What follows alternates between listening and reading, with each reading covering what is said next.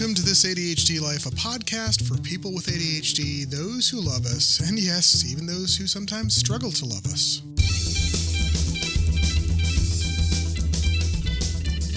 Happy February to you.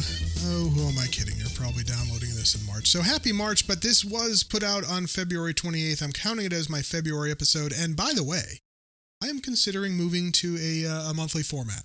If you have any comments on that, go to the Facebook page, This ADHD Life on Facebook, go to the website, This ADHD Life, or even send an email to info@thisadhdlife. I'd love to hear from you.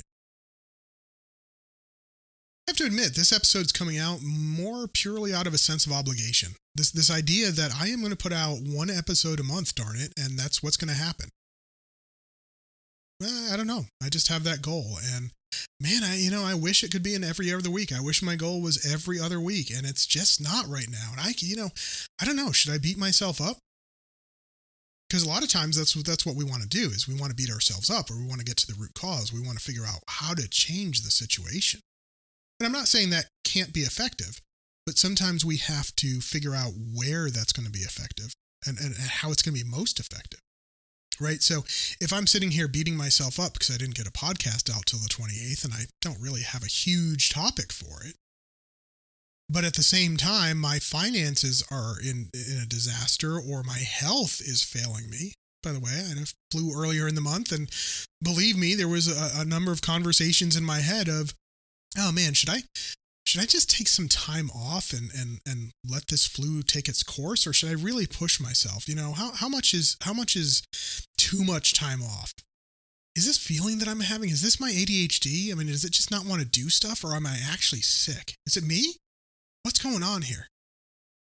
Yeah, I could have beaten myself up for all of that, and I guess apparently I was a little bit, because every time we start questioning ourselves as to whether it's us or the ADHD, we're beating ourselves up a little bit. We're starting to think that we have two people living in our heads, like one that has ADHD and one that doesn't.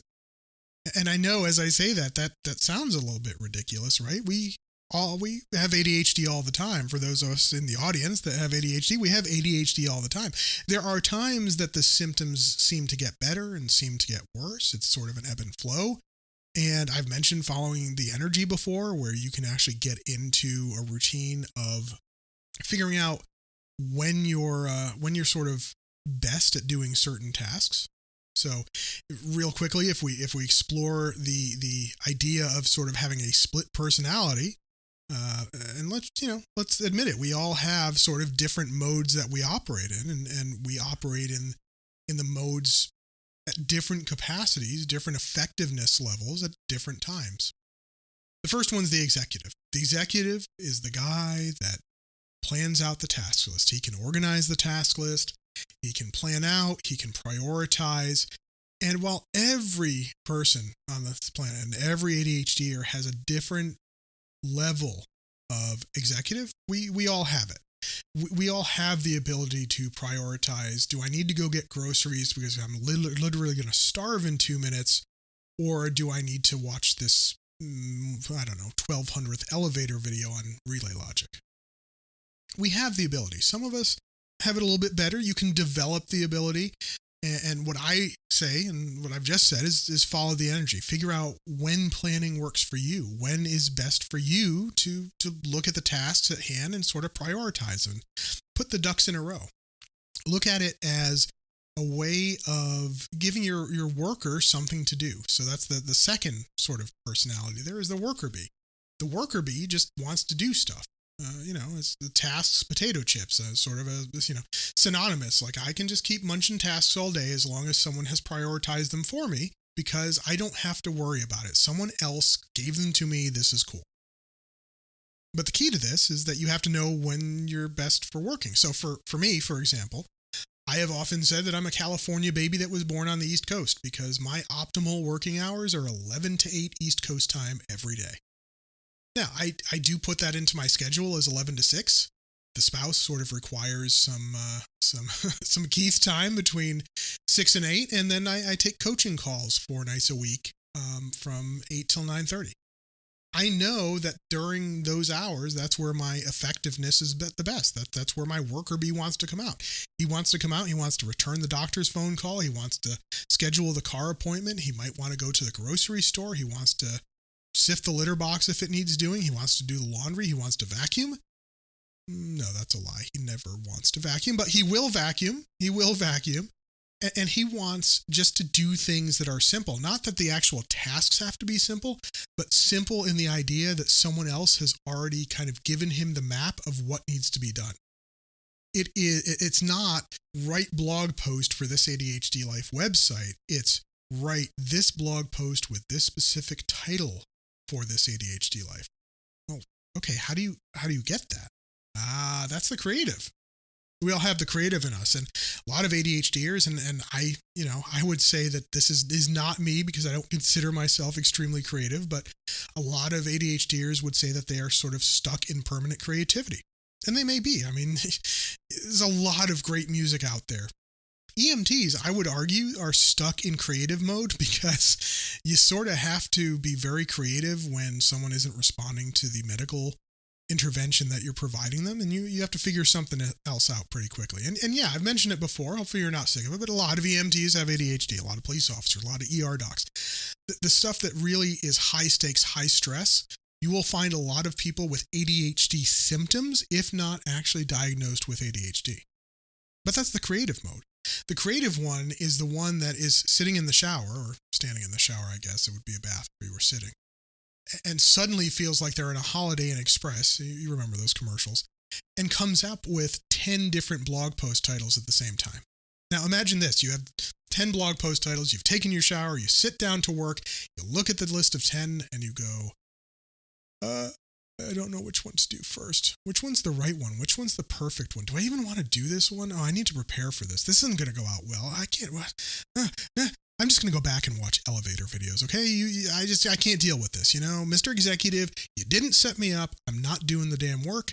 I'm sorry. And Mr. Creative, who are you coming in here telling me that I have 10 blog posts to write and not giving me any sort of, guidance as to when they need to go out? Mr. Creative's like, no, that's not my job, dude. My job is to come up with 10. And by the way, I came up with 20 and I only put 10 on the page. So, you're better off. If you knew what was going on in my creative mind, trust me, you're better off, Mr. Worker. You need to go look at Mr. Executive. Oftentimes when I'm recording these shows, they're very freeform. And so I don't know if anything that I'm saying is actually making sense. And I'm going to admit that to you because this is a creative endeavor. It's not something that I sit down as Mr. Executive and then write out a list of stuff to talk about as Mr. Worker. No, it's simply Mr. Executive going, hey, Mr. Creative, I'd really like to tap your resources to put out a show. But hopefully this is a little bit helpful to start picturing the idea of the 3 different modes of view, the 3 different personalities you have. And we all have them. It's just a matter of in what proportion we have them. And there's other parts of it as well.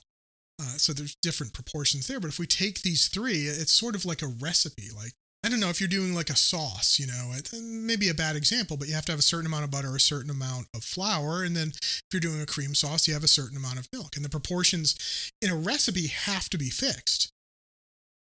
What I'm saying is for your brain, what are your proportions? Like, are you 10% executive and 30% worker and 60% creative? Okay, great. That's fine.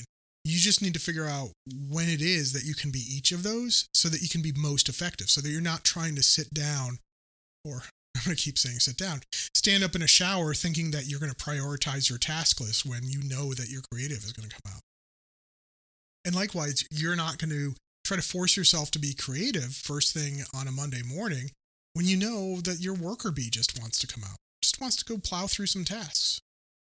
You're not going to try to be worker bee when, for some reason on a Sunday evening, you decide to sit down and prioritize your entire task list and make a plan for yourself. Yet sometimes often, we tend to sort of force ourselves into, I'm going to do this now, I'm going to do this then, I'm going to do this then. And by the way, if I'm not doing it, it's my ADHD and I need help with my ADHD. And is it me or my ADHD? So to answer my own question, Even if you write into me and say that I should have beaten myself up and I should have chastised myself and I should have put some real pain on myself for not recording 2 podcasts this month, I'm going to argue that I shouldn't. That's not a healthy way to be. Yeah, there are times that we really do have to put pressure on ourselves. I've mentioned before that taxes I tend to enjoy doing. I still need to break them up, although, I'd like to say that I need to break them up. The fact is that I can break them up, and then once I sit down, I tend to hyper-focus for a while, but that's just me. The point to that is, save beating yourself up for stuff that actually really, really is like life and death. Okay, maybe that's hyperbole. Life and death is like fighting the tiger or running away. But things that really will make an impact if you don't do them, like doing your taxes, for example, or going to the grocery store, or connecting with your loved ones, or paying your house payment, cleaning the house. I mean, after a while, every house gets pretty disgusting if it's not clean. Save your beating yourself up for that, if you even have to beat yourself up. How about instead of beating yourself up? How about instead of beating ourselves up, because I'm an ADHDer too, I do this, we instead think of it in terms of pressure. Save the pressure for the things that are really, really, really actually crucial in life. That's step 1. Step 2, as I mentioned, figure out when, where, how each of your sort of 3 different brain areas like to work. The executive, the worker bee, the creative. Maybe try noticing it this week. Take a piece of paper. I've mentioned having a piece of paper. Take a journal. Take a notebook. Use electronic notes. I don't care. But try to think about noticing what days, what times, what environments you're in when you suddenly decide to prioritize a task list, or when all you want to do is just not have to make any decisions, where like even, making the decision between fries and onion rings is too much. You just want to be able to walk in, get the burger, have the fries. Like, you don't have to make any decisions. That's your worker bee time. Identify that. And then when's your creative time? And I think you'll find most of the time is going to be creative time. We generally don't have a hard time shifting into creative mode unless we really want to sit down and shift into creative. Because, ADHD, all of our adult minds with ADHD are hyperactive, 100%. We may not be hyperactive physically, but we are always thinking. That's creativity. I hope you enjoyed this episode. Probably, I was going to say it's a little bit shorter, but I think it's about the length of the past 2 episodes. I don't know if there's going to be 1, 2, 3, 4, how many episodes in March there will be. There'll be at least 1.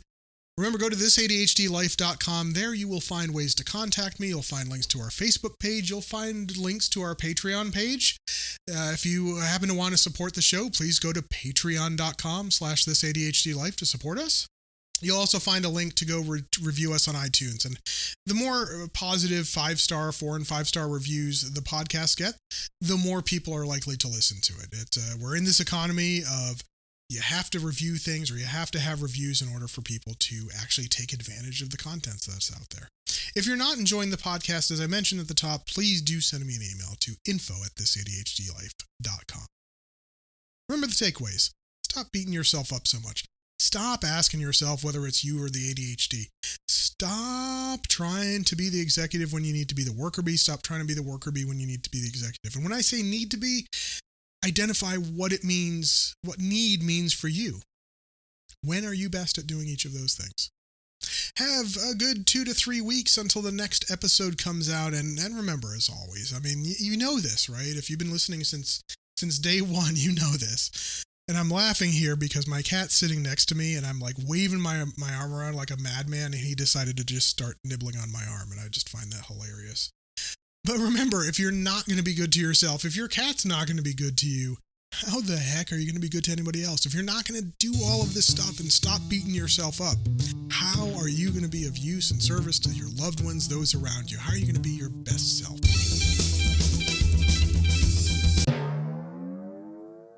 Well, hey, guess what? You get bonus podcast today because I just went through to do the first pass edit. See if anything that I made actually made sense. And I love that part in the middle where I started to ask whether anything made sense. But you know what? There were 2 things that I noticed. One is that I both simultaneously told you that I was not creative and told you that I was relying on my creative mind, and also told you that many ADHDers, or most ADHDers, are highly creative. that our minds are always going. And because of that, we're actually very highly creative. And then I thought to myself, Keith, is there a piece of paper behind you that lists your VIA character strengths? And I'll put a link to that in show notes. VIA character strengths is a way that you can kind of assess where your strengths lie. And in coaching, we use it quite often to try to figure out where you're sort of best suited to do things, what kind of endeavors to take on. And guess what number 2 is for me? Guess. Yeah, that's right, creative. So apparently I even like to beat myself up and say that I'm not all that creative, when actually the evidence even coming out of my mouth is that I admit I'm creative. I had to clear that up. Okay, you get back to the theme now and move on to your next podcast.